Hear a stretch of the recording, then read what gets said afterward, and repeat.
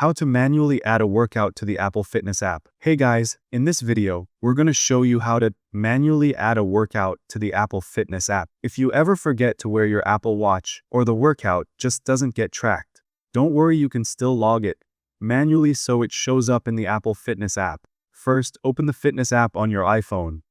Then, tap on Sessions to see what's already recorded. This helps you check if your workout was missed. Now, go back and open the Health app. Here, make sure you tap on Share My Data with Apple so that any workout you add will properly sync with the Fitness app.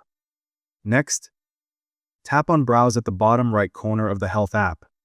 In the search bar, type workouts and select it from the results. Here, tap on Add Data at the top right corner. You'll now be able to choose your activity type like walking, running, cycling, or whichever exercise you did. Then, fill in the workout details such as calories burned, distance covered, and the duration. Don't forget to set the start time and the end time for accuracy. Finally, go back to the Fitness app and open Sessions again. You'll now see your workout saved there, just like it would if your Apple Watch had tracked it. Thank you guys so much for watching. I hope you got some value. See you at the next one.